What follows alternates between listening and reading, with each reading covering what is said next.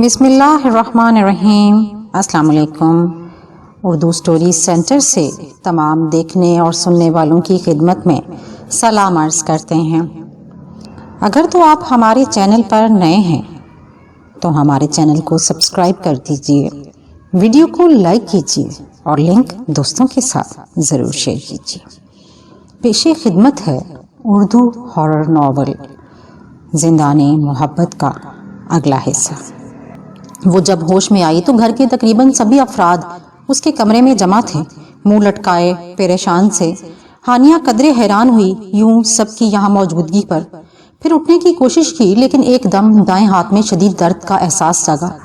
کراہتے ہوئے اس نے اپنے ہاتھ کی طرف دیکھا جہاں بینڈیج کی گئی تھی۔ ناسمجھی سے ہاتھ کو چند پل تکنے کے بعد اس نے الجھ کر اپنی ٹانگوں کی طرف بیٹھی مہرالنساء کی جانب دیکھا۔ اس کے کراہنے کی آواز پر اس کی جانب سب متوجہ ہوئے، یوں جیسے ان سب کے وجود میں جان آ گئی ہو۔ ہانیہ میری بچی، اب کیسی طبیعت ہے تمہاری؟ سب سے پہلے مہرالنساء ہی تڑپ کر اس کی جانب آئیں، ہاتھوں کے پیالے میں اس کا چہرہ تھام کر سوال کیا۔ میں ٹھیک ہوں ماما، لیکن آپ سب یہاں سب خیریت تو ہے نا؟ اور یہ میرے ہاتھ پر کیا ہوا؟ بینڈیج کیوں کی گئی میرے ہاتھ پر؟ وہ الجھے سے اس انداز میں سب کو دیکھتی پریشانی سے سوالات پوچھ رہی تھی۔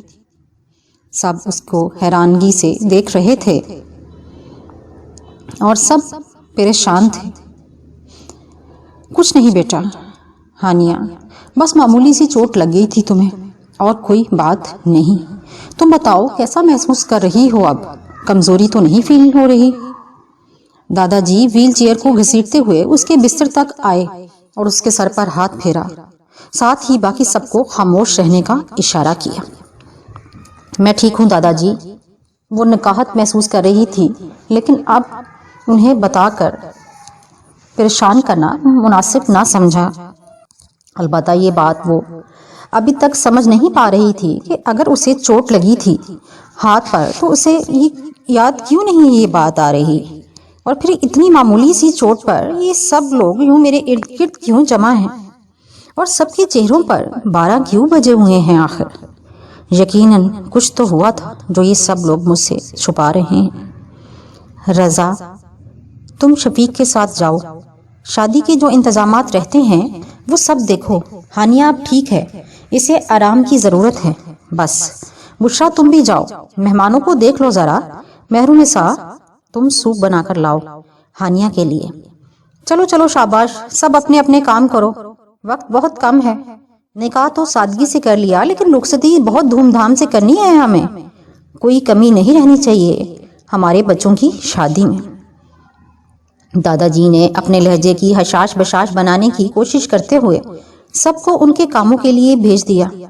کمرے میں صرف حسن، محسن اور دادا جی رہ گئے تھے۔ حسن بیٹا تم بھی آرام کر لو، کل سے تیاریوں میں لگے تھے، اوپر سے ہانیہ کی فکر، ان سب چیزوں نے تھکا دیا ہوگا تمہیں۔ جاؤ سو جاؤ جا کر۔ محسن جاؤ تم بھی۔ دادا جان کے کہنے پر محسن سر ہلاتا کمرے سے نکل گیا، جبکہ حسن جھجکتا ہوا وہیں رکا رہا۔ وہ دادا جان، ہانی سے کچھ بات کرنی تھی، اگر آپ کی اجازت ہو تو۔ دادا جان کی سوالیہ نگاہوں سے گھبرا کر بمشکل اپنی بات مکمل کر پایا۔ دادا جان کے چہرے پر مشفقانہ مسکراہٹ نے اپنی جھلک دکھائی۔ میاں تمہاری منقوہ ہے وہ، اس سے بات کرنے کے لیے ہماری اجازت کی ضرورت نہیں اب تمہیں۔ کر لو بات لیکن جلدی آ جانا۔ اور ہانیہ مہرالنساء سوپ لے کر آتی ہے تو اسے ختم کرنا ہے تمہیں، اور اس کے بعد صرف اور صرف آرام کرو گی تم، سمجھ گئی؟ دادا جان ہانیہ کو تنبیہ کرتے ویل چیئر گھسیٹتے کمرے سے باہر نکل گئے۔ دروازہ بند ہوتے ہی حسن نے ہانیہ کی طرف دیکھا جو بہت پزل سی بیٹھی تھی۔ صرف ایک نظر حسن پر ڈال کر وہ سر جھکا کر رہ گئی۔ حسن بغیر کوئی آہٹ کیے چلتا اس تک آیا، بیڈ کے ایک طرف ٹک کر بیٹھا، پھر ہانیہ کی پٹی میں بندھے ہاتھ کو دیکھا۔ وہ سارا منظر ایک بار پھر نگاہوں میں لہرا گیا جس نے تب حسن کو لرزا کر رکھ دیا تھا۔ تم ٹھیک ہو اب ہانی؟ اس کے جھکے سر کو دیکھتے ہوئے نرمی سے پوچھا۔ ہانیہ نے قدرے حیرت سے سر اٹھایا۔ وہ سمجھ نہیں پا رہی تھی کہ ایسا کیا ہوا تھا اس کے ساتھ جو سب اس قدر پریشان تھے؟ ہاں میں ٹھیک ہوں، بس ذرا سی نکاہت محسوس ہو رہی ہے، یا شاید سستی، پتہ نہیں کتنی دیر سوتی رہی ہوں میں، اور شاید میرے زیادہ سونے پر ہی تم سب پریشان ہو گئے تھے، ہے نا؟ اس نے کمرے کے بوجھل سے ماحول کو نارمل کرنا چاہا۔ حسن نے بے بسی سے اسے دیکھا، پھر اسبات میں سر ہلا دیا۔ عجیب بات تھی، وہ خود بھول چکی تھی کہ اپنے ہاتھ پر کس وحشت کے عالم میں اس نے پے در پہ وار کیے تھے، تو کوئی دوسرا اس سے کیا سوال کرتا، اس سب کی کیا وجہ پوچھتا؟ ہانیہ، ایک بات پوچھوں؟ سچ سچ بتانا۔ حسن نے جھک کر بات کا آغاز کیا۔ ہانیہ نے اس کے چہرے کے تاثرات دیکھے، جیسے یہ جاننے کی کوشش کر رہی ہو کہ وہ کیا پوچھنا چاہ رہا ہے، پھر ہلکے سے اسبات میں سر ہلا دیا۔ تمہیں کوئی ٹینشن ہے کیا؟ کوئی ذہنی پریشانی؟ دیکھو پلیز، مجھ سے چھپانا مت کچھ بھی، یقین رکھو مجھ پر، تمہارا دوست ہونے کے ساتھ ساتھ شوہر بھی ہوں اب میں۔ تمہارے مسائل اب میرے مسائل ہیں، تمہاری پریشانیاں میری پریشانیاں ہیں۔ یوں اندر ہی اندر خود کو ختم مت کرو یار، شیئر کرو مجھ سے۔ وہ اس کا بایاں ہاتھ اپنے ہاتھ میں لیتے ہوئے گویا ہوا، ساتھ ہی اس کی آنکھوں میں جھانکا۔ حسن کی بات پر ہانیہ کے چہرے پر اضطراب کی جھلک دکھائی دی، چہرے پر تذبذب کے تاثرات تھے، جیسے وہ کچھ سمجھ نہ پا رہی ہو کہ حسن اس سوال کا کیا جواب دے۔ بولو ہانی، کیا وجہ ہے؟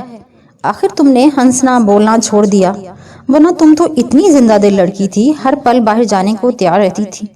لیکن اب کتنی بار تم سے باہر چلنے کو کہہ چکا ہوں اور تم ہر بار انکار کر دیتی ہو۔ دوسروں کے ساتھ مل کر بیٹھتی نہیں ہو، جو گم سم سی اپنے ہی کمرے میں قید ہو کر کیوں رہ گئی ہو؟ کتنے دن ہو گئے تمہارے چہرے پر مسکراہٹ کی ایک ہلکی سی جھلک تک نہیں دیکھی کسی نے۔ وہ جیسے آج سب کچھ جان لینے کا تہیہ کر کے آیا تھا۔ ہانیہ کی اس حالت نے اسے بھی شدید پریشان کر رکھا تھا۔ ہانیہ نے اس کی گرفت سے اپنا ہاتھ نکالا، پھر نگاہیں چرا کر ادھر ادھر دیکھنے لگی۔ ہانی، میں تم سے مخاطب ہوں یار، فار گاڈ سیک، جواب دو مجھے۔ وہ جھنجھلا کر رہ گیا اس کی اس خاموشی پر۔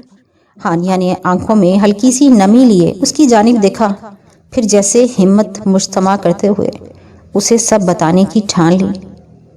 حسن، میں جس دن سے اس پرانی عمارت سے واپس آئی ہوں نا، یاد ہے جہاں سے تم لے کر آئے تھے مجھے اور ربیہ کو لاسٹ ایگزام کے دن، اس دن سے بہت سی عجیب کیفیت ہو گئی ہے میری۔ اس عمارت میں میرے ساتھ کیا ہوا یہ تو مجھے یاد نہیں، لیکن اس دن کے بعد سے بہت عجیب و غریب خواب آ رہے ہیں مجھے۔ خود اپنی حالت پر پریشان ہو کر رہ گئی ہوں میں۔ بعض اوقات ایسی حرکتیں کرتی ہوں کہ جس کے بارے میں خود کبھی سوچ بھی نہیں سکتی، اور حیرت کی بات یہ ہے کہ کچھ ہی دیر بعد سب بھول جاتا ہے مجھے۔ میں نارمل لائف جینا چاہتی ہوں حسن، سب کے ساتھ ہنسنا کھیلنا چاہتی ہوں، مل جل کر رہنا چاہتی ہوں، تمہارے ساتھ باہر جانا چاہتی ہوں، لائف انجوائے کرنا چاہتی ہوں، ان خوبصورت لمحوں سے لطف اندوز ہونا چاہتی ہوں، اپنے اس نئے بننے والے رشتے کا لطف اٹھانا چاہتی ہوں، لیکن میں ایسا کچھ نہیں کر پا رہی۔ خود کو بہت بے بس محسوس کرتی ہوں میں۔ ایسا لگتا ہے جیسے کوئی اندیکھی قوت مجھے روک رہی ہے، مجھے سب سے الگ تھلگ کر کے رکھنا چاہتی ہے، مجھے کسی سحر میں جکڑ لیتی ہے وہ قوت کہ خود پر میرا بس نہیں چلتا۔ میں جانتی ہوں سب بہت پریشان ہیں میرے لیے، لیکن میں کیا کروں، مجھے کچھ سمجھ نہیں آتی۔ تمہیں پتہ ہے بہت عجیب اور خوفناک خواب آتے ہیں مجھے رات کو، یوں لگتا ہے جیسے میرا دم گھٹ رہا ہو، لیکن میں چاہ کر بھی چلا نہیں پاتی۔ پتہ نہیں یہ خواب ہوتا ہے یا حقیقت، لیکن ایسا کئی بار ہو چکا ہے میرے ساتھ، اور وہ خواب جاگنے کے بعد صرف چند لمحے یاد رہتے ہیں، اس کے بعد لاکھ کوشش کر لوں یاد کرنے کی، اپنی یادداشت ٹٹولنے کی، لیکن اس خواب سے متعلق کوئی بھی بات ذہن میں نہیں آتی۔ میں بہت ڈر جاتی ہوں حسن کہ کہیں تم لوگ یہ سب جاننے کے بعد مجھے پاگل نہ سمجھنے لگ جاؤ، کہیں مجھ سے کنارہ نہ کر لو۔ بس اسی لیے کچھ نہیں بتاتی کسی کو۔ وہ جیسے خود پر جبر کیے آج اسے اپنے دل کی باتیں بتلا رہی تھی، جس نے حسن کی پریشانی کو اور زیادہ بڑھا دیا تھا۔ بہت دیر تک وہ پرسوچ انداز میں اسے دیکھتا رہا۔ ہانیہ سر جھکائے چہرے پر پھیلتے آنسو صاف کر رہی تھی۔ کچھ دیر بعد حسن گہری سانس لیتا سیدھا ہوا۔ تم ٹینشن مت لو، سب ٹھیک ہو جائے گا۔ یہ سب تمہارا وہم بھی تو ہو سکتا ہے ہانیہ۔ یہ ڈائجسٹ ناولز کی کہانیوں کو تم نے سر پر سوار کر رکھا تھا، اب کوئی تو نتیجہ نکلنا تھا نا ان کا۔ بہرحال تم بے فکر ہو جاؤ، ان سب باتوں کو اور ہر ڈر اور خوف کو ذہن سے نکال دو۔ ہماری آنے والی زندگی کے حوالے سے خوبصورت خواب دیکھو، باہر نکلو، شادی کی شاپنگ کرو، تمہارا دھیان بڑھ جائے گا تو حالت بھی بہتر ہو جائے گی۔ رات میں سوتے وقت قرآن پاک کی تلاوت کر کے سویا کرو، سورۃ الناس اور آیت الکرسی پڑھا کرو، برے خوابوں سے چھٹکارا ملے گا۔ اور ہاں، فی الحال اپنی اس حالت کا ذکر کسی اور سے مت کرنا۔ میری اماں تمہاری حالت دیکھ کر پہلے ہی ہمارے اس رشتے کے حوالے سے تذبذب کا شکار ہیں۔ تم جانتی تو ہو انہیں، یہ نہ ہو شادی پر کوئی نیا مسئلہ ہی کھڑا کر دیں۔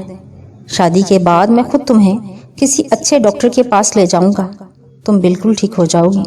میری محبت میں تمہیں ٹھیک ہونا ہی پڑے گا ہانی۔ وہ لہجے میں گہرے جذبات لیے اسے تسلی دینے کی کوشش کر رہا تھا۔ ہانیہ شکر گزار نگاہوں سے اسے دیکھ رہی تھی، ورنہ وہ تو اسی ڈر سے اب تک خاموش تھی کہ کہیں حسن اسے چھوڑنے کا فیصلہ نہ کر لے۔ چند لمحے سرکنے کے بعد حسن نے اپنی کوٹ کی جیب سے کچھ برآمد کیا۔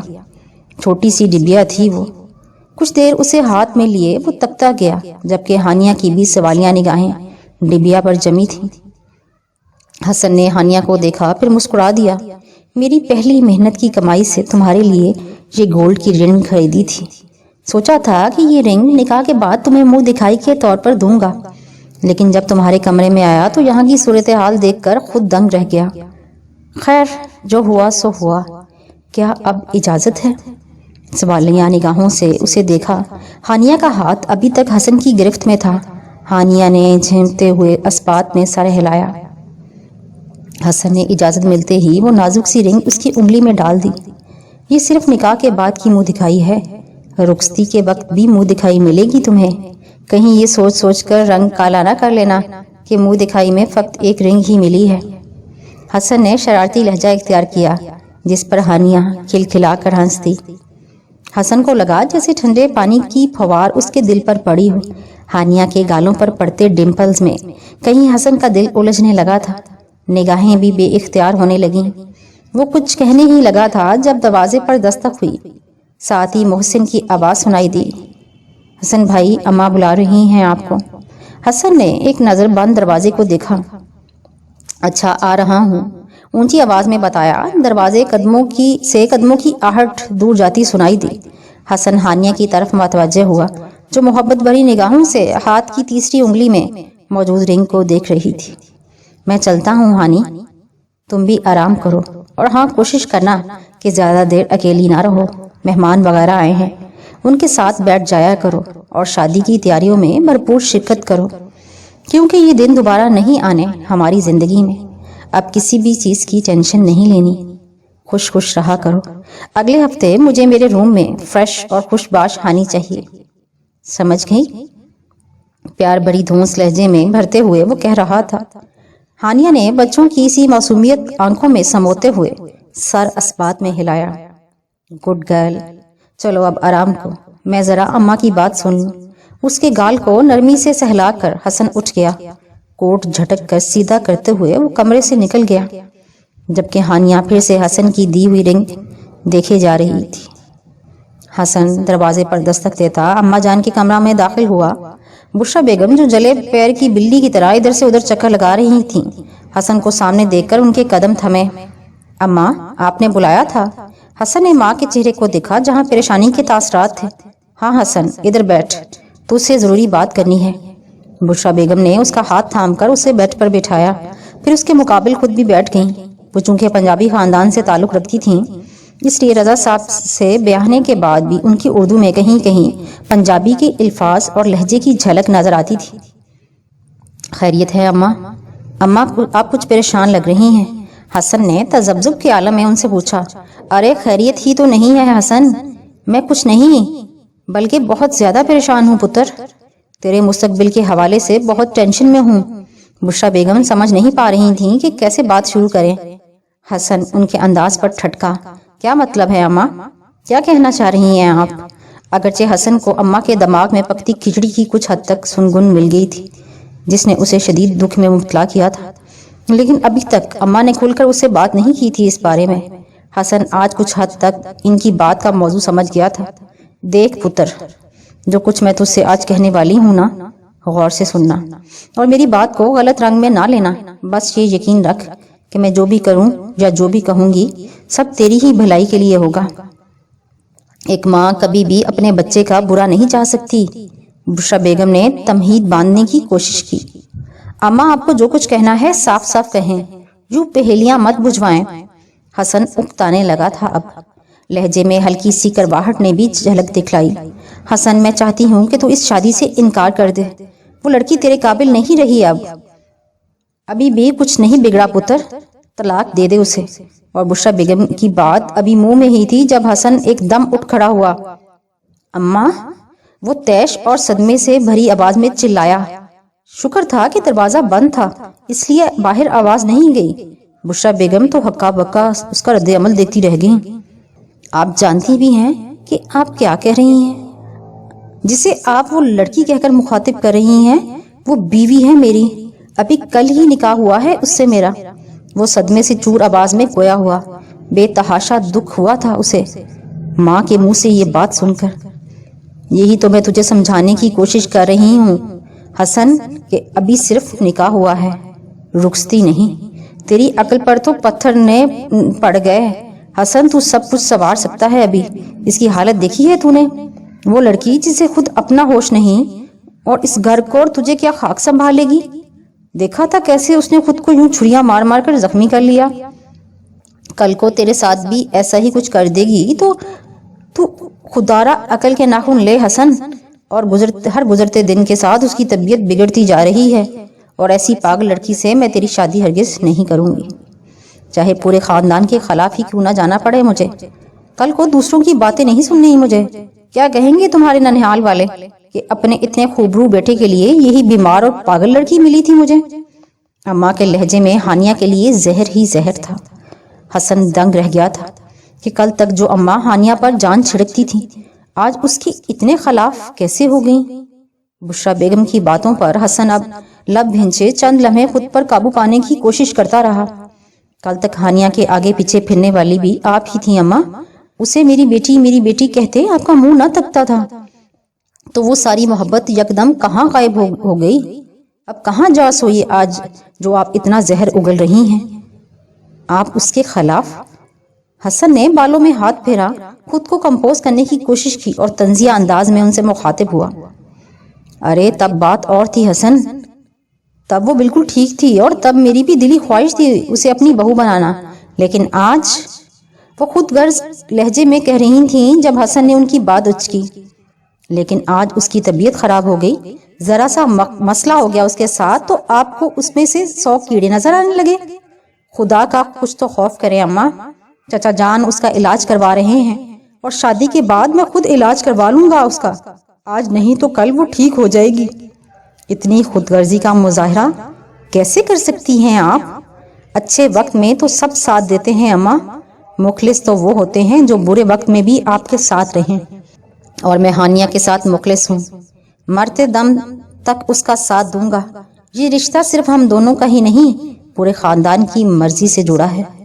4 سال سے ہم دونوں نے اس رشتے کے حوالے سے خوبصورت خواب سجائے ہیں، ہم سفر کے طور پر ایک دوسرے کو ہی دیکھا ہے، اب ہم سے ہمارے خواب نہیں چھین سکتی۔ اس سے نکاح ہوا ہے میرا اور میں کسی قیمت پر اس نکاح کو ختم نہیں کروں گا۔ جو ڈیٹ فکس ہوئی ہے اسی ڈیٹ کو شادی بھی ہوگی ہماری۔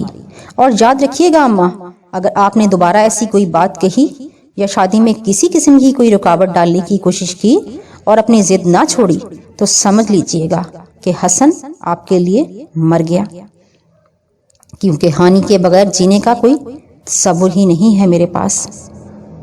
آخر میں حسن کی آواز میں ہلکی سی نمی کی آمیزش تھی، جبکہ بشرا بیگم تو حیران پریشان اس کا چہرہ ہی دیکھی جا رہی تھی۔ انہیں لگا تھا کہ حسن فوراً ان کی بات مان جائے گا، نہ بھی مانے تو فوراً ڈرا دھمکا کر ضد کر کے اس سے بات منوا لیں گی، لیکن یہاں تو پانی سر سے گزر چکا تھا، وہ تو گویا پاگل ہو چکا تھا ہانیہ کے عشق میں۔ ارے دماغ خراب ہو گیا ہے اس لڑکے کا، کیا ملے گا اس سے شادی کر کے، مفت کی مصیبت سر پہ ڈال لے گا بس۔ حسن کے جانے کے بعد وہ غصے سے بڑبڑا کر رہ گئی، البتہ اس کے اس شدید رد عمل کے بعد ان میں اتنی ہمت نہ تھی کہ کسی اور سے اس بات کا تذکرہ کر سکتی یا دوبارہ حسن سے ہی اس کے بارے میں کچھ کہہ سکتی۔ اب مصلحت یہی تھی کہ خاموش ہی رہا جائے۔ گھر کی خواتین شادی کی شاپنگ کے سلسلے میں مارکیٹ گئی تھیں، جبکہ تایا جی اور بابا ہال وغیرہ کی بکنگ کے سلسلے میں مصروف تھے۔ کچھ مہمان گھر میں موجود تھے۔ ہانیہ کچھ دیر باہر ان کے پاس بیٹھی رہی، لیکن شدید بوریت کا احساس ہو رہا تھا اسے۔ پچھلے 2 دن سے اس میں کافی چینج آیا تھا، باہر نکل کر بیٹھنے لگی تھی وہ سب کے ساتھ، حالت بھی قدرے بہتر تھی اس کی۔ کومل کے ساتھ ہنسی مذاق بھی چلتا رہتا تھا، لیکن آج کومل بھی بازار جا چکی تھی اپنی ضرورت کی چند اشیاء کی خریداری کے لیے، اور وہ کومل کے بغیر خود کو اداس سا محسوس کر رہی تھی۔ ویسے تو وہ بھی شاپنگ کے لیے جا رہی تھی، لیکن آج چونکہ اسے پارلر جانا تھا اس لیے وہ گھر ہی رک گئی۔ محسن کی ذمہ داری لگائی گئی تھی اسے پارلر ڈراپ کرنے کی، جبکہ حسن سے مکمل پردہ کروا دیا گیا تھا اس کا۔ وہ بہانے سے ان کے گھر آتا، لیکن کومل اور دوسری لڑکیاں ہر بار اس کی چولی پکڑ لیتی اور ہانیہ کو ایک نظر دیکھنے کی خواہش دل میں دبائے اسے واپس لوٹنا پڑتا۔ ہانیہ بھی انجوائے کر رہی تھی اس سچویشن کو، ان دنوں کی۔ حسن کو خیال آتے ہی اس کے لبوں پر ایک دل فریب سی مسکراہٹ نے اپنا ڈیرا جمایا۔ پارلر کے لیے نکلنے میں ابھی 1.5 گھنٹہ باقی تھا۔ وہ کچھ دیر آرام کرنے کی غرض سے اپنے کمرے میں آئی۔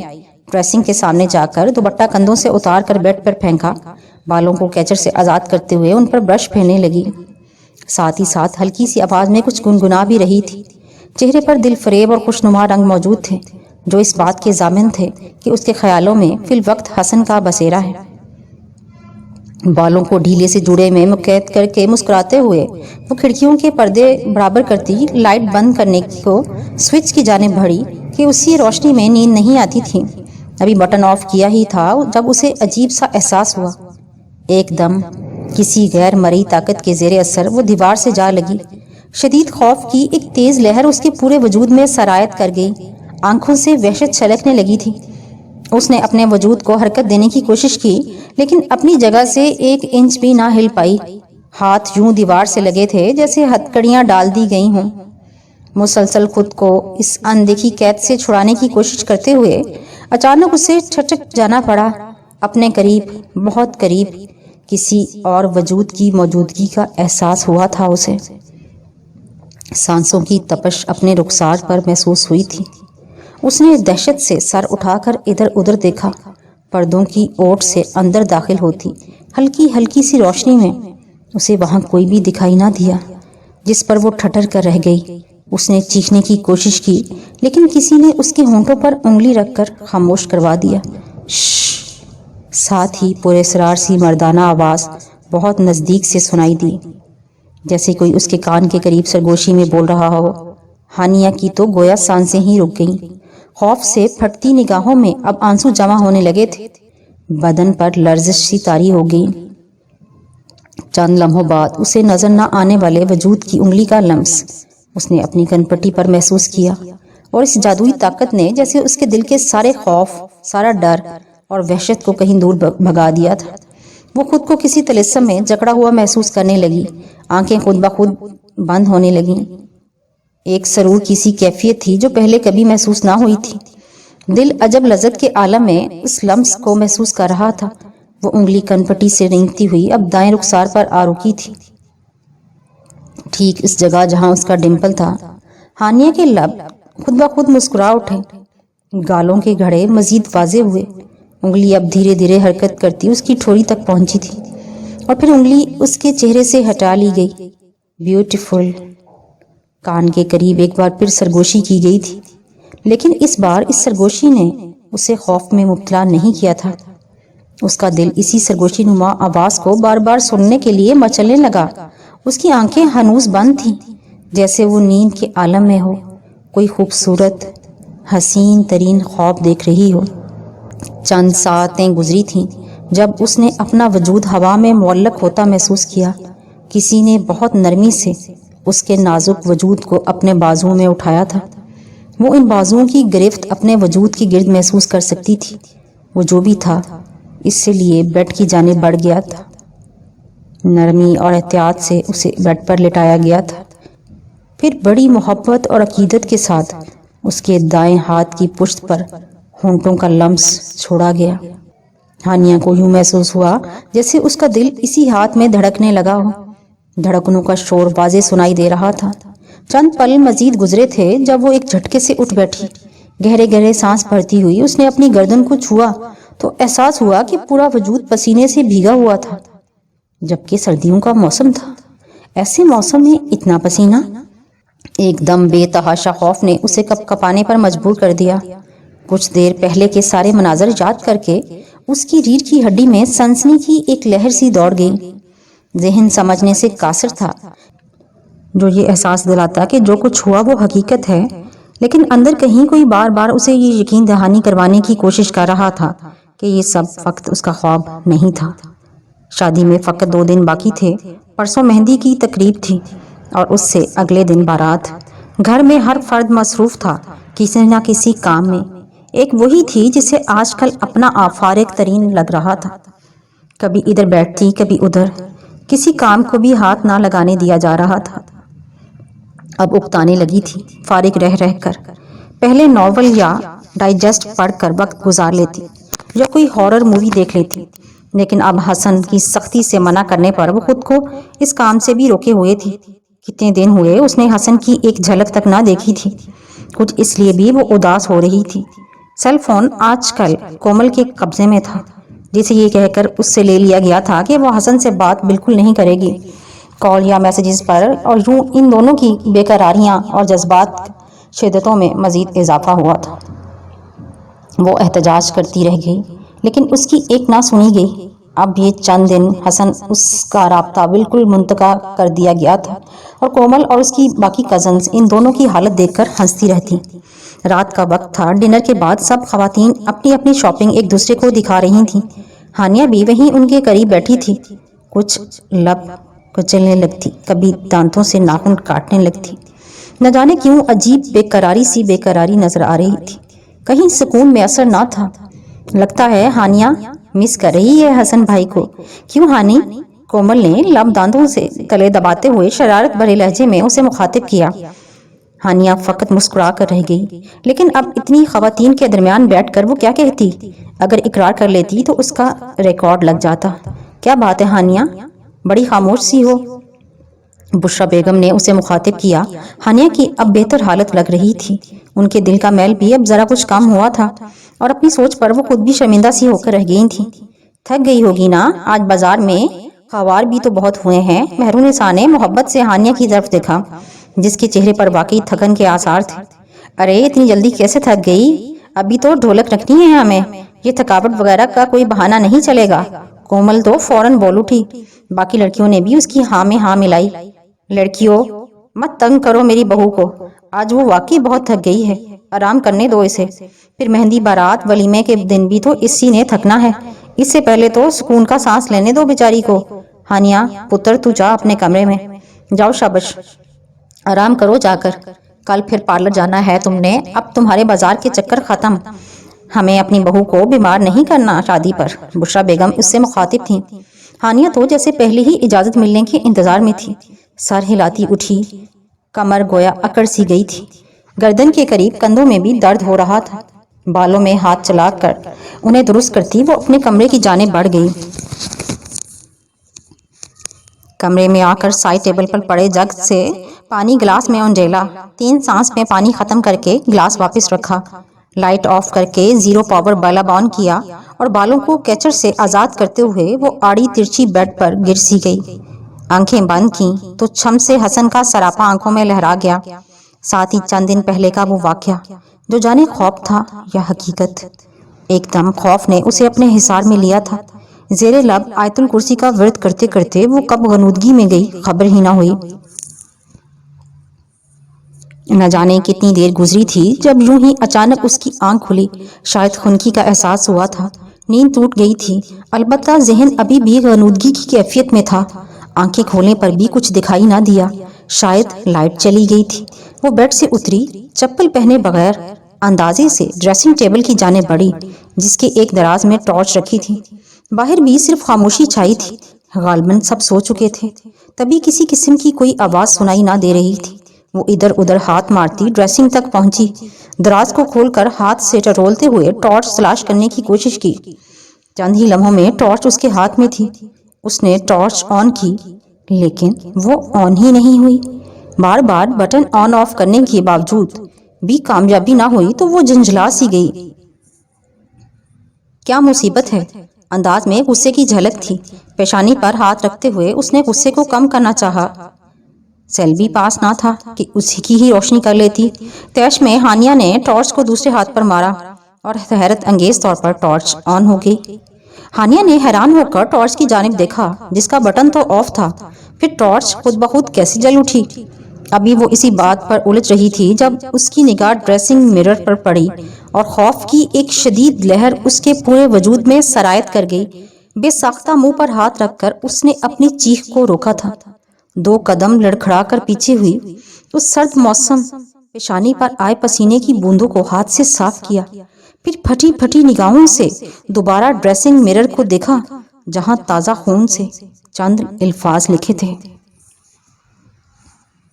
Hania, come to SP Fort on 17th December at 2:30 AM۔ اس کے ہاتھ سے ٹارچ چھوٹ کر زمین پر جا گری۔ 17 دسمبر کی رات 2:30 بجے اسے اس جگہ بلایا جا رہا تھا اور آج 16 دسمبر کی رات تھی، یعنی کل۔ لیکن کیوں؟ اور بلانے والا تھا کون؟ کیا مقصد تھا اس کا؟ کیوں وہ ہانیہ کے پیچھے پڑا تھا؟ کیوں ہر وقت اسے خوف کے حصار میں قید رہنے پر مجبور کر رہا تھا؟ بہت سے سوال اٹھ رہے تھے اس کے دماغ میں، لیکن وہ بے یقینی سے شیشے کو دیکھتی جا رہی تھی۔ تبھی لائٹ آنے سے پورا کمرہ روشنی میں نہا گیا۔ ہانیہ نے آئینے کی جانب دیکھا، وہ الفاظ آج غائب نہیں ہوئے تھے۔ تازہ خون بہتا ہوا نیچے تک آتا ڈریسنگ ٹیبل کو رنگین کرتا جا رہا تھا۔ مطلب یہ سب جسے وہ اب تک خواب سمجھتی رہی وہ خواب نہیں تھا، مجسم حقیقت تھا، اور آج کے اس واقعے کے بعد وہ اس حقیقت کو جھٹلا نہیں سکتی تھی۔ وہ ساری رات اس نے خوف میں مبتلا ہو کر گزاری۔ حسن سے وہ اس معاملے کو ڈسکس کر سکتی تھی، لیکن آج کل ان دونوں کے ملنے پر سخت پابندی لگی ہوئی تھی۔ کسی اور کو وہ اصل بات بتانا نہیں چاہتی تھی کیونکہ وہ جان چکی تھی کہ اس کے ساتھ ہونے والے پے در پے واقعات پر تائی اماں حسن کے ساتھ اس کا رشتہ کروانے پر پچھتانے لگی ہیں، اور وہ نہیں چاہتی تھی کہ اب مہمانوں کی موجودگی میں شادی پر کسی قسم کی کوئی بدمزگی ہو۔ مہرالنساء کو وہ بتا نہیں سکتی تھیں کہ وہ پہلے ہی بلڈ پریشر کی مریضاں تھیں۔ ذرا سی بات کو دل پر لے کر گھنٹوں روتی رہتی اور اپنی طبیعت خراب کر کے بیٹھ جاتی۔ گھر میں مہمان جمع ہو چکے تھے، ایسے میں کوئی راستہ سجائی نہ دے رہا تھا کہ کرے تو کیا کرے۔ بہرحال وہ ساری رات اس نے جاگ کر گزاری۔ کبھی اٹھ کر ٹہلنے لگتی، کبھی بیڈ پر بیٹھ کر سر ہاتھوں میں گرا لیتی۔ پھر اٹھ کر اس نے واش بیسن سے کپڑا گیلا کیا اور ڈریسنگ مرر کو اچھی طرح رگڑ رگڑ کر صاف کیا۔ اگر صبح ہونے پر کومل وغیرہ نے یہ سب دیکھا تو سوال پوچھیں گی، اور اگر انہیں کسی بات کی ذرا سی بھی بھنک پڑ گئی تو تائی اماں کو خبر ہوتے دیر نہیں لگے گی۔ صبح وہ جلدی اٹھ کر ناشتے کے لیے باہر نہ آئیں۔ مہرالنساء ٹرے میں ناشتہ سجائے اس کے کمرے میں چلی آئیں۔ آ کر دیکھا تو وہ ابھی تک بستر میں دبکی تھی۔ مہرالنساء کا حیران بنتا تھا کہ وہ سحر خیز تھی۔ صبح اٹھ کر فجر ادا کرنے کے بعد ایک کپ چائے پینا اس کے معمول میں شامل تھا، لیکن آج شاید اس نے نہ تو نماز ادا کی تھی اور نہ ہی چائے کا کوئی کپ کمرے میں نظر آ رہا تھا۔ مہرالنساء نے کھڑکیوں کے پردے کھینچے تو سورج کی روشنی کمرے میں پھیل گئی۔ ہانیہ، پردے باندھتے ہوئے انہوں نے ہانیہ کو آواز دی، لیکن کوئی جواب نہ ملا۔ ہانی، اٹھو بیٹا، دیکھو 10:30 ہو رہے ہیں، اٹھ کر ناشتہ کرو، پھر مجھے اور تمہاری تائی اماں کو جیولر کے ہاں بھی جانا ہے۔ انہوں نے ایک بار پھر اسے پکارا اور چلتی ہوئی بیڈ کی طرف آئیں۔ ہانیہ ابھی تک مدہوش سی تھی۔ ہانی، کیا ہوا؟ طبیعت تو ٹھیک ہے نا تمہاری؟ محبت سے اس کا چہرہ دیکھتے ہوئے اس کے بالوں کو سنوارنے کے لیے ہاتھ بڑھایا، لیکن ہاتھ پیشانی سے مس ہوتے ہانیہ کے بخار کی شدت کا اندازہ ہوا۔ اف میرے خدایا، تمہیں تو بہت تیز بخار ہے۔ اتنے شدید بخار میں تپ رہی ہو، کسی کو بتایا کیوں نہیں بیٹا؟ شدید پریشانی کے عالم میں وہ کبھی اس کی پیشانی پر ہاتھ رکھتی تو کبھی اس کی کلائی تھام کر دیکھتی۔ پورا جسم گرم ہو رہا تھا۔ ہانیہ، آنکھیں کھولو بیٹا۔ اس کے گال تھپ تھپاتے ہوئے اسے ہوش میں لانے کی کوشش کی۔ ہانیہ نے بمشکل آنکھیں کھولیں، لیکن سر بھاری ہونے کے باعث پھر آنکھیں بند کر لیں۔ ماما، اس کے لبوں سے سرسراہٹ کے سے انداز میں برآمد ہوا، جبکہ چہرہ بخار کی شدت سے سرخ پڑ رہا تھا۔ جی ماما کی جان، کیا ہو گیا ہے تمہیں؟ پتہ نہیں کس کی نظر لگ گئی میری بچی کو۔ مہرالنساء باقاعدہ رونے لگی تھی۔ ہانیہ نے تکلیف کے عالم میں ان کی آنکھوں سے بہتے آنسو دیکھے، پھر بمشکل ہاتھ بڑھا کر ان کے آنسو اپنے ہاتھ سے پونچھ ڈالے۔ روئیں مت ماما، میں ٹھیک ہوں۔ وقت ان کی تسلی کی خاطر وہ کہتی ہوئی ان کی گود میں سر رکھ گئی، ساتھ ہی آنکھیں بھی موند لی تھیں۔ نظر آ رہا ہے مجھے کتنی ٹھیک ہو تم۔ اٹھو اٹھو، اٹھ کر منہ ہاتھ دھو لو۔ ناشتہ لائی ہوں تمہارے لیے، کچھ کھا لو۔ تب تک میں تمہارے بابا یا محسن کو بھیجتی ہوں ڈاکٹر کو بلا کر لائے۔ کل مہندی ہے اور کیا حال ہوا پڑا ہے میری بچی کا؟ مہرالنساء کے لہجے میں ایک ماں کی تڑپ واضح محسوس ہو رہی تھی۔ ہانیہ کے انکار کرنے کے باوجود مہرالنساء اسے سہارا دیتے واش بیسن تک لائیں، منہ ہاتھ دھونے میں مدد کی، پھر اپنے ہاتھوں سے ناشتہ کروایا۔ کچھ آج کل بیٹی کی رخصتی کے باعث ان کا دل دکھی تھا کہ بیٹی پرائی ہو رہی ہے، اور کچھ اس کی طبیعت نے پریشان کر رکھا تھا۔ ہانیہ کی روز بروز بگڑتی حالت دیکھ کر جیسے ان کا کلیجہ منہ کو آتا۔ ہانیہ نے بے بسی سے ماں کا چہرہ دیکھا۔ وہ سمجھ نہیں پا رہی تھی کہ ایسا کیا کرے کہ وہ اس کے پیرنٹس کی پریشانیاں ختم ہو جائیں۔ دو نوالے لینے کے بعد ہی اس میں بیٹھنے کی سکت نہ رہی تو وہ ہاتھ سے ناشتہ پڑے کرتے لیٹ گئی۔ نکاہت کے باعث آنکھوں کے سامنے اندھیرا سا چھا رہا تھا۔ مہرالنساء آنسو چھپاتی باہر نکلیں۔ شفیق صاحب کو اس کی حالت کے بارے میں بتایا تو وہ فوراً ڈاکٹر کو فون کرنے لگے۔ 10 سے 15 منٹ بعد ڈاکٹر آئے، چیک اپ کیا، میڈیسن دی اور چلے گئے۔ تقریباً سہ پہر کے وقت جا کر بخار کا زور ٹوٹا، تب اسے تھوڑا ہوش آیا۔ بستر پر لیٹے لیٹے کمر تختہ ہو رہی تھی۔ ماما کے منع کرنے کے باوجود وہ اٹھ کر باہر سب کے ساتھ بیٹھ گئی۔ سب میں موجود ہوتے ہوئے بھی وہ ذہنی طور پر کہیں اور پہنچی ہوئی تھی۔ یہ بات سمجھ میں نہ آ رہی تھی کہ آخر کرے تو کیا کرے، رات کو اس بتائی گئی جگہ پر جائے یا نہیں۔ دل و دماغ الجھ کر رہ گئے۔ وہاں جانے سے بھی ڈر لگتا تھا کہ نہ جانے کیا حالات پیش آئیں وہاں، لیکن وہ جانتی تھی اس کے سب سوالات کے جوابات اسی جگہ ملیں گے اسے۔ اپنی حالت سے وہ خود شدید پریشان ہو چکی تھی، اوپر سے ماما بابا کے پریشان چہرے اس کا دل دکھاتے۔ یہ احساس کچوکے لگاتا کہ اس کے وجہ سے دونوں بھی اذیت سے گزر رہے ہیں۔ تو کیا ان سب سوالات کے جوابات حاصل کرنے اور اس نادیدہ قوت سے پیچھا چھڑانے کے لیے اس واحد راستے پر چلنا چاہیے اسے؟ ایک بہت بڑا رسک تھا یہ، لیکن پہلے بھی اپنی منمانی کرتے ہوئے بغیر کچھ سوچے سمجھے وہ اس پرانی عمارت میں چلی گئی تھی۔ اگر اب دوبارہ ایسا کچھ ہوا تو، اگر وہاں جانے سے حالات زیادہ خراب ہو گئے تو، وہ جھجھوری سی لے کر رہ گئی۔ رات کا جو وقت بتایا گیا تھا اس وقت گھر سے نکلنا مشکل ہی نہیں ناممکن تھا، وہ بھی اس صورت میں جب گھر مہمانوں سے بھرا پڑا تھا۔ وہ نظر بچا کر کسی صورت نہیں نکل سکتی تھی، اور دوسری بات اگر گھر سے نکل جاتی پیدل وہ جا نہیں سکتی تھی۔ ایس پی فورٹ بھی جاتی تو تقریباً 2 گھنٹے کی مسافت پر وہ رات کے دوسرے پہر سواری کہاں سے ڈھونڈتی۔ عجیب مصیبت میں پھنس کر رہ گئی تھی وہ۔ بلاخر دل میں وہاں نہ جانے کا مصمم ارادہ کر لیا اس نے۔ فیصلہ کر لینے کے باوجود دل عجب بے چینی، اضطراب اور خوف کے حصار میں جکڑا ہوا محسوس ہو رہا تھا۔ نہ جانے کیا ہونے والا تھا آج رات میں ڈنر کرتے ہی عورتیں کل کی مہندی کے فنکشن کی تیاریوں اور انتظامات کا ذکر چھیڑ چکی تھیں، جبکہ لڑکیاں ڈھولک رکھ کر بیٹھ گئیں۔ زبردستی ہانیہ کو بھی کھینچ کر ساتھ بٹھا لیا گیا۔ ان کے گانوں اور ٹپوں کے ساتھ ساتھ ان کی چھیڑ چھاڑ پر ہانیہ بمشکل مسکراہٹ چہرے پر سجا پائی، ورنہ دل چاہ رہا تھا ان سب سے کہیں دور جا کر چھپ جائے، جہاں دنیا کا کوئی فرد اسے نہ دکھ سکے، جہاں وہ ہر آنکھ سے اوجھل ہو جائے۔ ان دنوں کے حوالے سے کبھی اس نے ڈھیروں خواب سجائے تھے، لیکن کیسے حالات ہو گئے تھے کہ وہ سب خواب دھرے کے دھرے رہ گئے تھے۔ وہ جو اتنی شوخ و چنچل لڑکی ہوا کرتی تھی اب مسکرانے سے بھی ڈرنے لگی تھی۔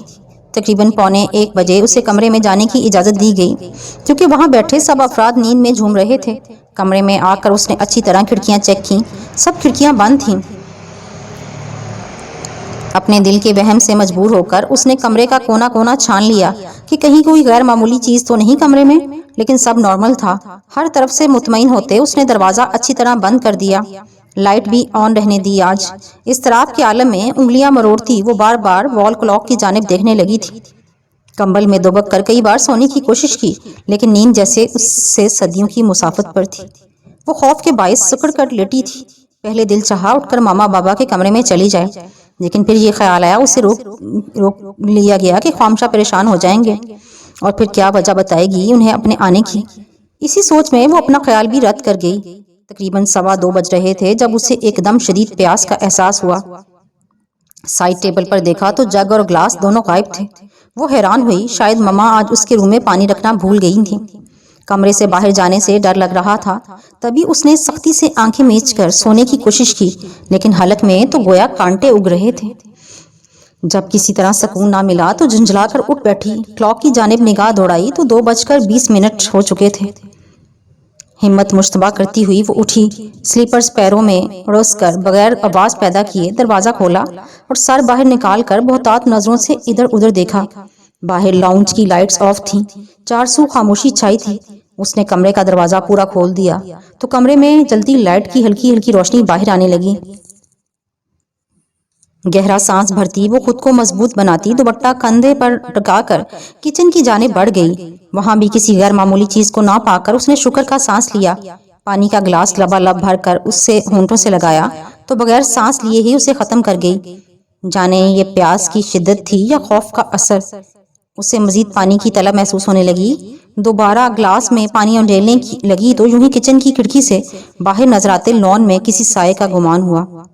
وہ چونکی، بوتل بند کی، تبھی وہ جو کوئی بھی تھا وہ کچن کی کھڑکی میں آ دھمکا۔ حسن تم اس وقت؟ ہانیہ کی تو چیخ نکلتے نکلتے رہ گئی۔ وہ اس سائے کو دیکھ کر نہ جانے کیا کیا سوچ چکی تھی۔ دل ایک دم تیز تیز دھڑکنے لگا۔ ہانیہ باہر آؤ یار، تم سے ضروری بات کرنی ہے، حسن نے آواز دبا کر کہا کہ کہیں کوئی جاگ نہ جائے۔ تم پاگل تو نہیں ہو حسن؟ رات کے اس وقت یوں چوروں کی طرح آنے کی کیا ضرورت تھی؟ مرواؤ گے تم؟ وہ آنکھیں نکال کر اسے گھورنے لگی۔ ارے یار بعد میں گھور لینا، پہلے باہر تو آؤ۔ دن میں تو کوئی ملنے نہیں دیتا تم سے، تو رات کو آنا مجبوری تھی۔ کتنے دن ہو گئے تمہیں دیکھا تک نہیں، قسم سے ترس گیا ہوں اپنی ہی بیوی کو ایک نظر دیکھنے کو۔ جلدی آ جاؤ باہر، میں گھر کے پچھلی طرف تمہارا ویٹ کر رہا ہوں۔ وہ ہلکی آواز میں جلدی جلدی کہہ کر وہاں سے چلا گیا۔ ہانیہ کو کچھ کہنے کا موقع ہی نہیں دیا۔ ہانیہ لب کاٹتی ہوئی وہیں کھڑی رہ گئی۔ دل تو اس کا بہت چاہ رہا تھا حسن سے ملنے کو، اور پھر آج اگر وہ آ ہی گیا تھا تو ہانیہ اس سے اپنی پریشانی شیئر کر سکتی تھی۔ ہو سکتا ہے کہ وہ کوئی حل نکال لے اس سب کا۔ یہی سوچ کر وہ دوپٹہ کندھوں پر درست کرتی ہوئی، بالوں میں ہاتھ چلا کر انہیں درست کرتی ہوئی باہر نکل گئی۔ چوکنی نگاہوں سے ایک بار ادھر ادھر دیکھا، سب خوابے خرگوش کے مزے لوٹ رہے تھے۔ وہ بنا کوئی آہٹ پیدا کیے لاؤنج کا دروازہ عبور کرتی باہر نکل آئی۔ اب اس کا رخ بھی گھر کی پچھلی طرف تھا، جہاں چند قدادم درخت لگے تھے۔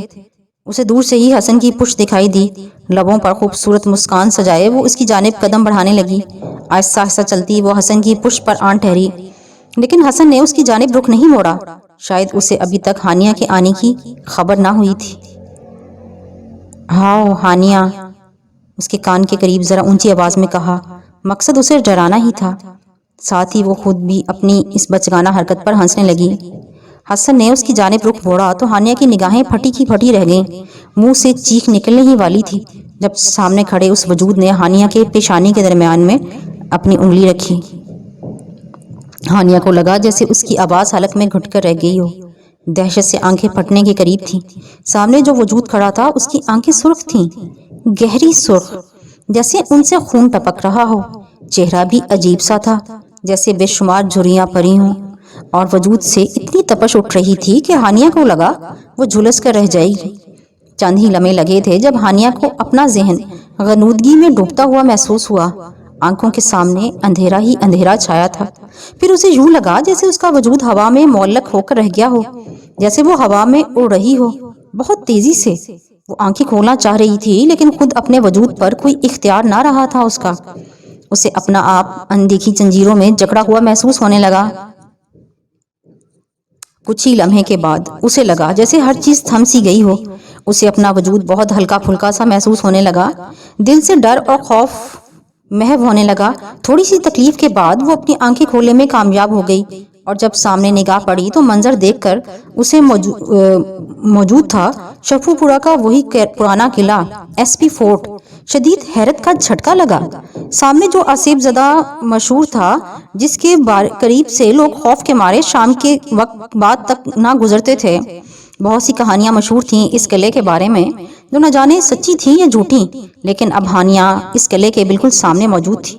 اس نے تیزی سے اپنی کلائی میں موجود گھڑی دیکھی جہاں اب پورے 2:30 بجے کا وقت تھا، جبکہ کچن میں جب وہ پانی پی رہی تھی اس وقت 2:25 ہو رہے تھے۔ 2 سے 3 منٹ حسن سے بات کرتے ہوئے اور لان میں جاتے ہوئے بھی لگے ہوں گے، تو کیا 2 گھنٹے کا طویل سفر اس نے فقط 2 منٹ میں طے کر لیا؟ حیرت ہی حیرت تھی۔ بھلا ایسا کیسے ہو سکتا ہے؟ صرف 2 منٹ میں اتنا سفر طے کر پانا کیسے ممکن تھا؟ وہ الجھ رہی تھی۔ دل میں ایک دم خوف کی شدید لہر اٹھی۔ اس نے وہاں سے مڑ کر وہاں سے بھاگنا چاہا جب ایک گرجدار آواز پر اسے رکنا پڑا۔ رکو! اور ہانیہ کے قدم وہیں رک گئے۔ اس نے آگے بڑھنا چاہا، اس قلعے سے دور جانا چاہا، لیکن یوں لگ رہا تھا جیسے اس کے قدم زمین نے جکڑ لیے ہوں۔ وہ چاہ کر بھی قدم نہیں اٹھا پا رہی تھی۔ پھر نہ جانے کس چیز نے اسے مڑنے پر مجبور کیا تھا۔ اس نے نگاہیں اٹھا کر پھر قلعے کی جانب دیکھا۔ قلعے کے سامنے بنے چھوٹے سے چبوترے پر اسے کوئی بیٹھا ہوا دکھائی دیا، اپنے وجود پر چادر لپیٹے، اس کی جانب پشت کیے۔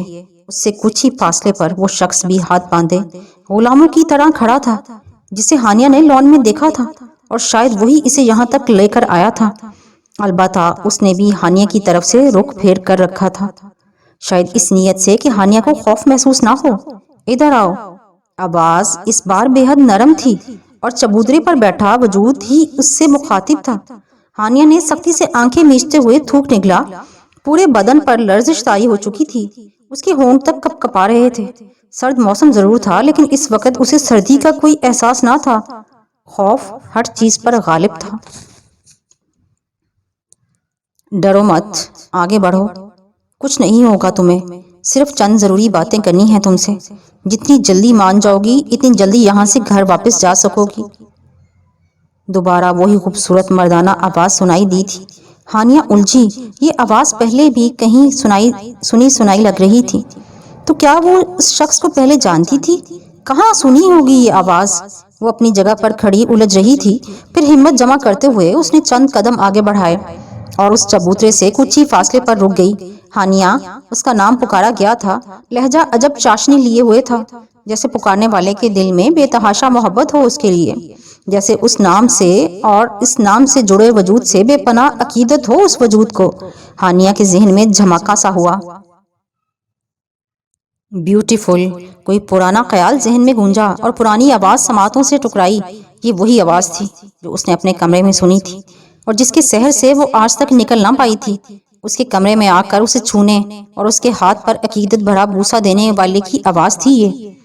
میں جانتا ہوں تم خوفزدہ ہو، بہت ڈرتی ہو آج کل، لیکن یہ یقین رکھو کہ میرا مقصد تمہیں کسی قسم کی تکلیف پہنچانا نہیں ہے۔ حتیٰ کہ میں تو تمہاری طرف رخ بھی نہیں کر سکتا کہ کہیں تم خوفزدہ ہو کر بے ہوشی نہ ہو جاؤ، ورنہ تمہیں ایک نظر دیکھنے کو شدت سے دل چاہ رہا ہے۔ وہ جو بھی تھا اس کے لہجے میں عجب سی بے بسی درائی تھی۔ ہانیہ نہ سمجھی کے عالم میں اس کی پشت کو تکے گئی۔ کون ہو تم؟ کیوں پریشان کر رہے ہو مجھے؟ ہکلاتے ہوئے بمشکل اپنی بات مکمل کر کے اس نے پوچھنے کی جرات کر ہی لی۔ دوسری جانب سے ایک قہقہہ سنائی دیا جس میں اذیت کی جھلک تھی، تکلیف تھی، بے بسی تھی اور نمی بھی۔ میں ایک بدقسمت جن زادہ جو فقط ایک پل میں تمہاری زلفوں کا اسیر ہو گیا۔ عجب شکست خوردہ سے انداز میں کہا گیا تھا، جیسے وہ تھک گیا ہو، ہار مان چکا ہو اس سب سے۔ ہانیہ کو جھٹکا لگا تھا اس بات پر۔ دیکھو، ایسا گھٹیا مذاق مت کرو میرے ساتھ، خدا رو میرا پیچھا چھوڑ دو، کیوں میری جان لینے پر تولے ہو؟ کیا بگاڑا ہے میں نے تمہارا؟ کیا چاہتے ہو آخر؟ وہ روحانسی ہو گئی تھی۔ اسے لگا جیسے یہ کوئی انسان ہی ہے جو جان بوجھ کر اسے ڈرانے کی کوشش کر رہا ہے۔ کاش کہ تمہیں چھوڑ سکتا، لیکن جسے ابھی تک پایا ہی نہیں اسے کیسے چھوڑوں؟ تم نے کچھ نہ بگاڑتے ہوئے بھی میرا سب کچھ بگاڑ دیا، میرا سب کچھ اپنے نام کروا لیا۔ لیکن افسوس، شکوہ بھی نہیں کر سکتا تم سے، دھیمی سی آواز میں کہا گیا تھا۔ ہانیہ لب کاٹ کر رہ گئی کہ جب کسی بات کی سمجھ ہی نہیں آئی تو جواب کیا خاک دیتی؟ اور رہی بات میرے کچھ چاہنے کی، اس وجود نے اپنی بات جاری رکھی، تو فی الحال تو میں صرف اتنا چاہتا ہوں کہ تم اس شادی اور اس رخصتی سے انکار کر دو جو پرسوں ہے، تمہاری اور تمہارے اس کزن کی شادی۔ کچھ دیر پہلے جو لہجہ بے حد نرم اور شکست سے بھرپور تھا، اب وہ لہجہ سنگینی اختیار کر گیا۔ ہانیہ کے تو سر پر لگی تلوؤں پر بجھی چٹک کر رہ گئی وہ اس کی اس بات پر بھی بولی تو لہجے میں نفرت ہی نفرت تھی۔ تم کون ہوتے ہو میری زندگی کے فیصلے کرنے والے؟ مجھے یہ بتانے والے کہ مجھے کیا کرنا ہے اور کیا نہیں؟ محبت کرتی ہوں میں حسن سے، ایک ساتھ رہنے کے خواب دیکھے ہیں ہم نے، وفائیں نبھانے کے وعدے کیے ہیں، اور اب تو ویسے بھی میں اس کی نکاح میں ہوں۔ ہمارا ساتھ اٹل ہے، سمجھے تم؟ اور یہ شادی ہو کر رہے گی ہر حال میں۔ وہ سارے ڈر اور خوف بالائے طاق رکھ کر چلائی تھی۔ حسن سے جدا ہونے کا خیال ہی جان نکالنے کو کافی تھا۔ تکلیف ہوئی نا اپنی محبت کی جدائی کے خوف سے؟ مجھے بھی تکلیف ہوتی ہے، ایسے ہی تڑپ رہا ہوں میں بھی، اسی اذیت سے گزر رہا ہوں جب جب یہ خیال آتا ہے کہ تم میری نہیں ہو سکتی۔ لیکن ایک بات یاد رکھنا، اگر تم میری نہیں ہوئی تو تمہیں کسی اور کا بھی نہیں ہونے دوں گا، کسی اور کے قابل نہیں رہنے دوں گا۔ جلد یا بدیر تمہیں میری ہی ہونا پڑے گا، اور اس کے لیے میں قدرت تک سے جا ٹکراؤں گا، ہر کسی سے چھین لوں گا تمہیں۔ اس کے لہجے میں بے انتہا سختی تھی۔ ہانیہ خوف سے زرد پڑنے لگی، مزید کچھ کہنے کی ہمت ہی نہ ہوئی۔ بہت دیر تک وہاں خاموشی چھائی رہی تھی، دونوں اپنی اپنی جگہ خاموش تھے۔ سخت لہجہ اپنانے کے لیے معذرت، لیکن میری بات تمہیں ماننا ہی پڑے گی، ورنہ انجام کی ذمہ دار تم خود ہوگی۔ تم جا سکتی ہو اب، وارننگ دینے کے سے انداز میں کہہ کر وہ وجود اٹھا اور چلتا ہوا قلعے کے اندر غائب ہو گیا، جبکہ کچھ ہی فاصلے پر ملازم کی طرح ہاتھ باندھے کھڑا وہ شخص نگاہیں جھکائے ہانیہ کی جانب بڑھنے لگا۔ ہانیہ کی نگاہیں ابھی تک قلعے کے دروازے پر جمی تھیں۔ جب وہ وجود اس کے مقابل میں آ کر کھڑا ہوا، اس کی پیشانی پر دوبارہ انگلی رکھی اور ہانیہ کی آنکھیں زبردستی بند ہونے لگیں۔ کچھ ہی دیر کے بعد اس نے خود کو لاؤنج کے دروازے کے قریب کھڑے پایا۔ آنکھیں کھولنے پر آس پاس کوئی اور دکھائی نہ دیا۔ اس کا سانس پھولنے لگا تھا۔ تیزی سے دروازہ کھول کر وہ بھاگتی ہوئی اپنے کمرے میں داخل ہوئی۔ دروازہ بند کر کے اسی دروازے سے ٹیک لگا کر منہ پر ہاتھ رکھے ہوئے سسکیوں کو روکنا چاہا، لیکن آنسو بھل بھل آنکھوں سے بہہ رہے تھے۔ روتے ہوئے اس کی نگاہیں آئینے پر پڑیں جہاں سرخ لپسٹک کے ساتھ بڑا دل بنایا گیا تھا۔ ہانیہ نے نفرت سے منہ موڑ لیا اور گھٹنوں میں منہ چھپائے سسکنے لگی۔ صبح تک وہ سسکیوں کے ساتھ روتی رہی تھی۔ شاید شدت گریہ کے باعث آنکھوں میں گلابی پن سا پیدا ہو گیا تھا۔ جبکہ کمرے کے باہر لاؤنج میں چہل پہل کا احساس ہوا تو وہ گال رگڑتی ہوئی اٹھی، واش بیسن کے سامنے جا کر نہ جانے کتنی دیر تک چہرے اور محترم آنکھوں پر پانی کے چھپاکے مارتے ہوئے آنکھوں کی سرخی کم کرنے کی کوشش کی۔ تولیے سے چہرہ رگڑنے کے بعد نظریں آئینے میں موجود اپنے عکس پر جمائیں۔ چہرے کی سرخی اور آنکھوں کی سوجن صاف بتا رہی تھی کہ وہ کافی دیر روتی رہی۔ تھک کر وہ باتھ روم سے نکل کر بیڈ پر آ بیٹھی۔ ذہنی الجھن اور پریشانیوں میں مزید اضافہ ہی ہوا تھا۔ دل میں ایک عجیب سا ڈر بیٹھ چکا تھا جسے وہ لاکھ کوشش کے باوجود ختم کرنے میں ناکام تھی۔ ڈریسنگ میرر سے دل کا نشان وہ بے دردی سے پہلے ہی مٹا چکی تھی۔ کچھ ہی دیر بعد کومل اس کے کمرے میں چلی آئی۔ کیا ہو رہا ہے دلہن صاحبہ؟ لگتا ہے میڈم ابھی سے شرمانے کی پریکٹس کر رہی ہیں تاکہ کل حسن بھائی کو شرما شرما کر دکھا سکیں، کومل شوق لہجے میں کہتی دھپ سے اس کے برابر آ بیٹھی۔ ہانیہ نے چہرے پر ہاتھ پھیر کر خود کو نارمل کرنا چاہا، لیکن اس کی طرف رخ کرنے سے گریز ہی بڑھتی، نہ ہی اس کی کوئی بات کا جواب دیا کہ کہیں بات کرنے سے پہلے آنکھوں سے آنسو ہی نہ بہہ نکلیں۔ کیا ہوا ہانیہ؟ جواب نہیں دیا تم نے؟ اتنی خاموش کیوں ہو؟ کومل نے آگے کو جھک کر اس کا چہرہ دیکھا پھر چونکی۔ تم رو رہی ہو؟ وہ حیرت سے چلائی۔ ہانیہ لب کاٹ کر رہ گئی اس کی بات پر۔ نہیں، وہ بس ایسے ہی۔ کمزور سے لہجے میں ہانیہ نے صفائی پیش کرنے کی کوشش کی۔ بی بریو یار، یہ وقت تو ہر لڑکی پر آتا ہے۔ میں جانتی ہوں پیرنٹس کو چھوڑنا بہت مشکل ہوتا ہے ہم لڑکیوں کے لیے، لیکن تم تو اس حوالے سے بہت خوش قسمت ہو ہانیہ کہ ہمیں پڑوس ہی میں بیاہ کر جا رہی ہو۔ دیوار سے دیوار ملی ہے دونوں گھروں کی، جب چاہو ادھر آؤ، جب چاہو سسرال جاؤ۔ ارے رونے کی کیا بات ہے پگلی، چپ ہو جاؤ، بالکل چپ۔ ماں باپ کی جدائی کے خیال نے اس کا پردہ رکھ لیا تھا، ورنہ وہ ایسی حالت میں نہ تھی اس وقت کہ کسی بھی سوال کا جواب دے سکتی۔ البتہ کومل کی باتوں پر آنکھیں پھر سے نم ہو چکی تھیں۔ کومل نے اسے اپنے ساتھ لگاتے ہوئے تسلی دیتے ہوئے کہا۔ ہانیہ چند لمحوں تک اس کی باتوں پر بڑی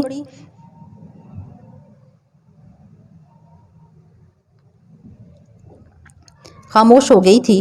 کومل نے حیرت سے اسے دیکھا۔ ابھی شادی کو صرف ایک ہی تو دن باقی ہے ہانی، جہاں اتنے دن ویٹ کیا وہاں ایک دن اور ویٹ کر لو۔ نہیں، مجھے حسن سے ملنا ہے، پلیز کسی بھی طرح یہ ملاقات ارینج کروا دو۔ اس کا ہاتھ تھامے وہ اس کی منت کر رہی تھی۔ اب تو دونوں گھروں میں مہمان آ چکے ہیں، ایسے میں تم دونوں کا ملنا کچھ مناسب نہیں لگتا مجھے۔ اور پھر اپنے رشتہ داروں کا تو پتہ ہے تمہیں، ذرا سی بات کا بتنگڑ بنا دیتے ہیں، کسی کی نظر پڑ گئی تو 100 باتیں سنائیں گے۔ کومل نے اسے سمجھانے کی کوشش کی۔ تم سمجھ نہیں رہی ہو کومل، میرا اس سے ملنا بہت ضروری ہے، اور آج ہی ملنا ضروری ہے، صرف چند منٹ کے لیے، پلیز۔ وہ روحانسی ہونے لگی۔ کومل نے پریشانی سے اسے دیکھا۔ کیا بات ہے ہانیہ، مجھے تم بتاؤ پلیز، کیا تمہارے ساتھ کوئی مسئلہ ہے؟ تم مجھے بتا سکتی ہو، مجھے تم اپنی بہن کی طرح ہی سمجھو۔ ہو سکتا ہے میں کوئی حل نکالوں، اور اگر حل نہ بھی نکال سکی تو حسن بھائی تک تمہارا پیغام پہنچا دوں گی۔ کومل اس کی حالت اور اس کی بے چینی کو دیکھ کر خود بھی پریشان سی ہو گئی تھی۔ ہانیہ لب کاٹتی خاموش رہ گئی۔ تم صرف یہ پیغام دے دینا حسن کو کہ مجھے آج ہر حال میں اس سے ملنا ہے، کسی بھی طرح، بس، وہ قطعی لہجے میں کہہ گئی۔ کومل چند لمحے اسے دیکھتی رہی۔ ٹھیک ہے، کہہ دوں گی حسن بھائی سے، اور میں کرتی ہوں کچھ، آج رات مہندی کے فنکشن کے بعد کوشش کروں گی کہ تم دونوں کو ملوا سکوں، ٹھیک ہے نا؟ اب پریشان ہونا بند کرو، ورنہ سب سوال جواب کرنے لگیں گے تم سے۔ کومل کی بات پر ہانیہ فقط سر ہلا کر رہ گئی۔ سارا دن ہانیہ نے بے چینی کے عالم میں گزارا۔ سپہر میں مہرالنساء نے اسے کومل کے ساتھ پارلر کے لیے روانہ کر دیا۔ شفیق صاحب ان دونوں کو پارلر ڈراپ کر کے خود کسی کام کے سلسلے میں چلے گئے۔ مہندی وغیرہ لگوا کر رات 8 بجے ان دونوں کی واپسی ہوئی۔ تب تک گھر میں مزید مہمان بھی آ چکے تھے۔ گھر کو بہت خوبصورتی سے سجایا گیا تھا۔ لان میں مہندی کا فنکشن کا انتظام کیا گیا تھا، جہاں دولہا اور دلہن کے لیے پھولوں سے سجا جھولا موجود تھا۔ ہانیہ کو کچھ دیر آرام کی غرض سے اس کے روم میں بھیج دیا گیا، لیکن سکون تو ایک پل کے کو بھی میسر نہ تھا۔ وہ جلے پیر کی بلی کی طرح ادھر سے ادھر چکراتی رہی۔ 9 بجے کومل کے ساتھ بیوٹیشن اس کے کمرے میں آئی۔ مہندی کا لباس زیب تن کرنے کے بعد ہانیہ سٹول پر بیٹھی تھی، جبکہ بیوٹیشن اب اپنی مہارت کا استعمال کرتے اس کے نقوش کو مزید جاذب نظر بنانے میں مگن تھی۔ کومل بھی ایک جانب اپنی تیاری کر رہی تھی۔ ہانیہ کسی سنگی مجسمے کی مانند چپ چاپ بیٹھی تھی، آنکھیں خشک ہو چکی تھیں، لیکن ہر گزرتے لمحے کے ساتھ دل کا ڈر بڑھتا ہی جا رہا تھا۔ رات کی وہ دھمکی بار بار کانوں میں گونجتی اور اس کے پورے وجود میں وحشت سرایت کر جاتی۔